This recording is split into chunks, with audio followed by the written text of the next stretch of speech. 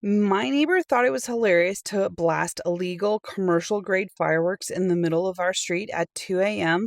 for 3 straight weeks before the 4th of July, completely terrifying my rescue dog and waking my newborn baby.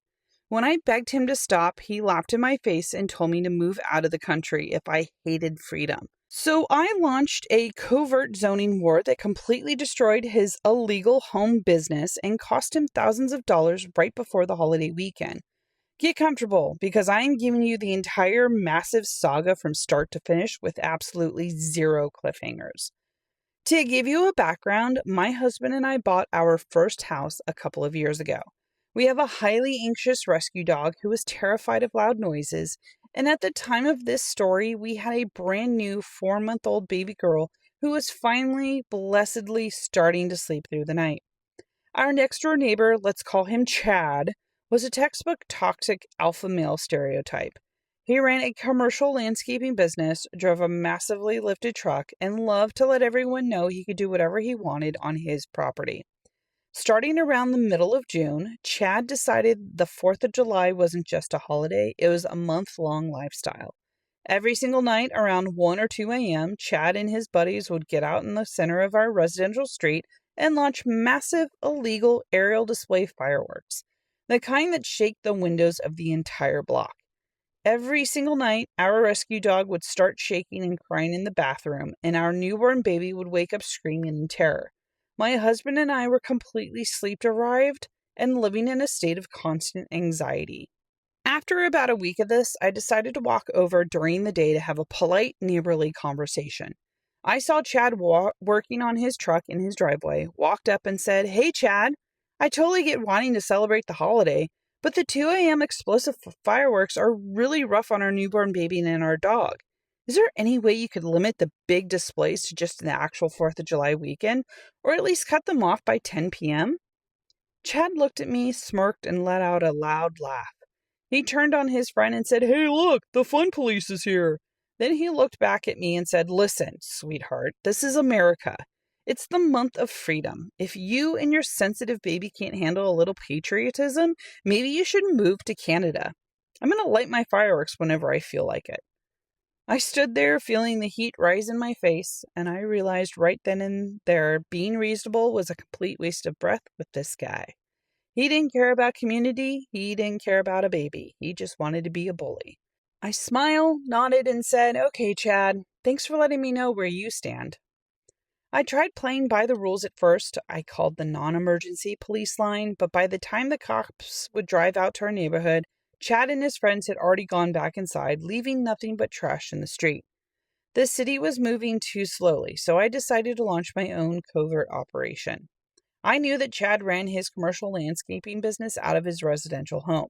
In our city, running a commercial enterprise in a residential home comes with incredibly strict regulations. You cannot store commercial vehicles on the property, you cannot store bulk industrial chemicals, and you absolutely cannot operate heavy machinery outside of standard business hours.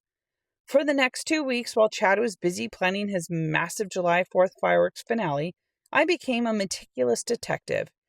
Every single morning at 5 a.m., when his landscaping crew arrived and started loudly revving commercial lawnmowers and leaf blowers, I recorded high-definition video with timestamps. I took photos of the massive commercial flatbed trailers parked illegally along our narrow street. I took photos of the industrial-grade gasoline and chemical pesticide barrels he was storing openly in his backyard right next to our shared fence line. And I compiled a massive ironclad dossier of zoning violations. 3 days before the 4th of July weekend, I bypassed the standard online complaint forms and walked directly into the city zoning and code enforcement office. I asked to speak directly with an enforcement officer and handed over my tablet with the organized folders of video evidence, chemical storage violations, and commercial vehicle logging. When the officer saw industrial chemical storage barrels sitting unprotected in a residential yard right next to a family home, his eyes went wide. He looked at me and said, "We are dispatching an inspector to this address immediately." On July 3rd, right as Chad was packing his garage with hundreds of dollars of even more commercial-grade fireworks for his big holiday bash, A city code enforcement vehicle and a county environmental health truck pulled up in his driveway. We watched from our living room window as the inspectors walked his property line with clipboards. Chad was out in the front yard, completely losing his mind, red-faced, screaming at the city officials, waving his arms around, but the inspectors didn't care about his tantrums. Because the evidence was so overwhelming, the city slapped Chad with an immediate emergency cease and desist order. He was ordered to immediately remove all commercial equipment, trucks, and chemical storage from the residential property within 24 hours or face criminal environmental dumping charges. To top it all off, they'd hit him with a massive tiered stack of zoning fines totaling over $5,000 for operating an illegal commercial depot in a neighborhood zone. The financial blow was so severe that the city oversight was so tight that Chad's landscaping business was thrown into complete chaos right before his busiest weekend of the summer. He had to spend the entire 4th of July holiday frantically renting commercial storage units and moving his heavy equipment off his property in the blistering heat, completely exhausted and stressed out. And the best part, the city inspectors had noted the massive stash of illegal fireworks in his open garage during the inspection and tipped off the local fire marshal.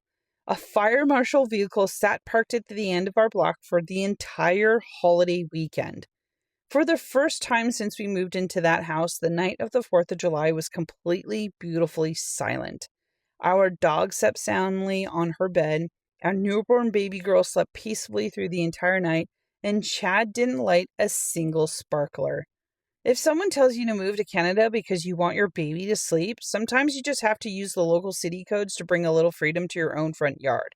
And that is the whole complete satisfying tea, read to you by me, Mish.